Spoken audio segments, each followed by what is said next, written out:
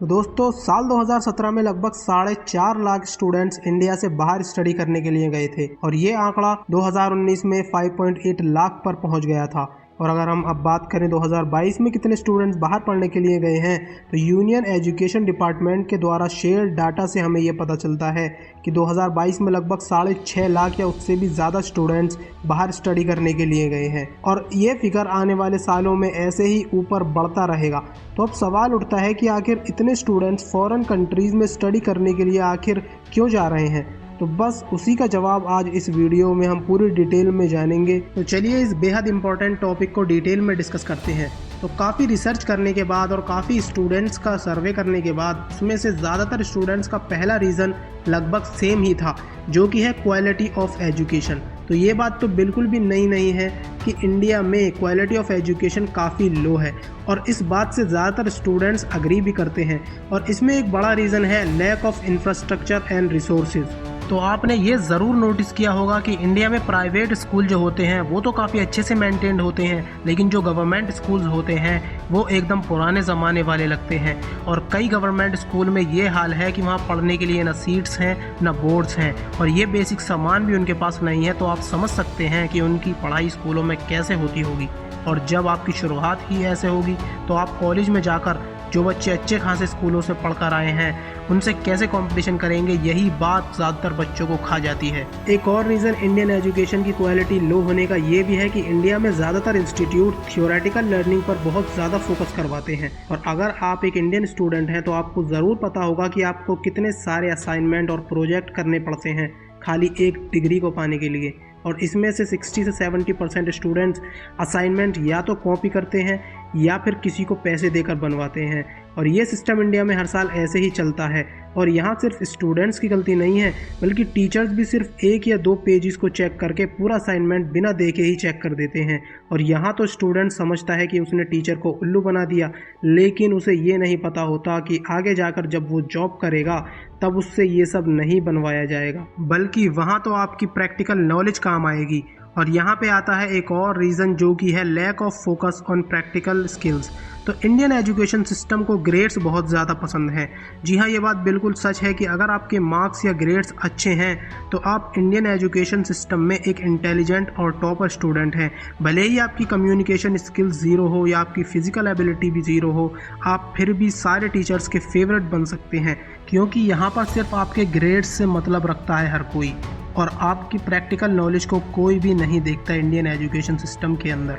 और यहाँ पर एक और बहुत बड़ा इम्पॉर्टेंट फैक्टर आता है, जो कि है लैक ऑफ क्वालिटी टीचर्स।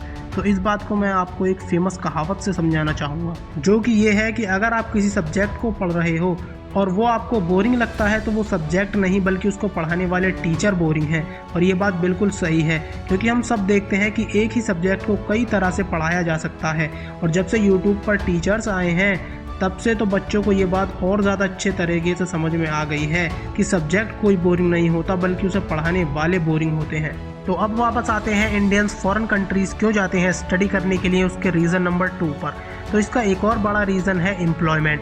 तो हम सब जानते हैं कि इंडिया में एम्प्लॉयमेंट की बहुत ज़्यादा शॉर्टेज है और यही रीज़न भी है कई स्टूडेंट्स का बाहर स्टडी करने जाने के लिए, क्योंकि वो चाहते हैं कि उन्हें इंटरनेशनल क्वालिफिकेशन मिले जिससे वो कंपनीज़ जल्दी उन्हें जॉब प्रोवाइड करें। और इसके अलावा बाहर स्टडी करने का एक मोटिव ज़्यादा सैलरी भी है, क्योंकि इंडिया के मुकाबले बाहर देशों में सैलरी एक्सपेक्टेशंस काफ़ी ज़्यादा हैं और स्टूडेंट्स को ये बात बहुत ज़्यादा अट्रैक्ट करती है। और अभी के टाइम में बहुत सी कंट्रीज स्टूडेंट्स को स्टे बैक ऑप्शंस भी दे रही हैं, जिसका मतलब है कि इंटरनेशनल स्टूडेंट्स कोर्स कंप्लीट होने के बाद जॉब ढूंढकर उसी कंट्री में सेटल हो सकते हैं। और ये ऑप्शन ज़्यादातर स्टूडेंट्स को बहुत अच्छा लगता है, क्योंकि जो जॉब वो इंडिया में करेंगे वही जॉब अगर वो बाहर करते हैं तो उनकी सैलरी इंडिया के कंपैरिजन में हाई होगी। इसलिए स्टूडेंट्स के बाहर स्टडी करने का ये भी एक रीज़न है। इसका एक और इम्पॉर्टेंट रीज़न है कि इंडियन कॉलेजेस की ट्यूशन फीस और फॉरेन कंट्रीज़ के कॉलेज की ट्यूशन फीस में बहुत ज़्यादा डिफरेंस होता है। और इंडिया में सिर्फ गवर्नमेंट कॉलेजेस की फ़ीस कम है, लेकिन उनकी सीट्स लिमिटेड हैं, जिसकी वजह से यहाँ कंपटीशन हमेशा हाई रहता है। और प्राइवेट कॉलेजेस तो इतना पैसा चार्ज करते हैं कि एक मिडिल क्लास बच्चा उसको बहुत मुश्किल से अफोर्ड कर पाए। और यहीं स्टूडेंट्स को बाहर स्टडी करने जाने का ख्याल आता है। और इसी के साथ ज़्यादातर इंडियन स्टूडेंट्स को जर्मनी, नॉर्वे, डेनमार्क, स्विट्ज़रलैंड जैसे देश सस्ते में कोर्सेज करने का ऑप्शन देते हैं, जिनकी वजह से स्टूडेंट्स फॉरेन कंट्रीज़ को ही चूज़ करते हैं।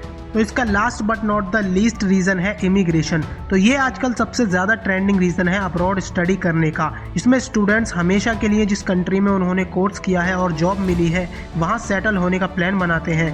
और यूएस और यूके इसमें टॉप कंट्रीज़ हैं जहाँ इंडियन स्टूडेंट्स परमानेंट रेसिडेंसी के लिए अप्लाई करते हैं। और हर कंट्री के अपने अलग अलग लॉज होते हैं परमानेंट रेसिडेंसी देने के लिए। जैसे कि यूएसए का H1B वीज़ा है जिसकी मदद से आप हमेशा के लिए अमेरिका में रह सकते हैं। और ऐसे ही हर कंट्री के अपने अलग तरीके होते हैं हर किसी को रेजिडेंसी प्रोवाइड करने के लिए। तो आई होप आपको पूरी तरह से सारे सवालों का जवाब मिल गया होगा कि आखिर क्यों इंडियंस फॉरेन कंट्रीज़ में स्टडी करने के लिए जाते हैं। तो thanks for watching the video. I hope आपको ये वीडियो पसंद आया होगा। अगर आपको और किसी टॉपिक के बारे में जानना है तो let me know in the comment and until the next video, bye bye.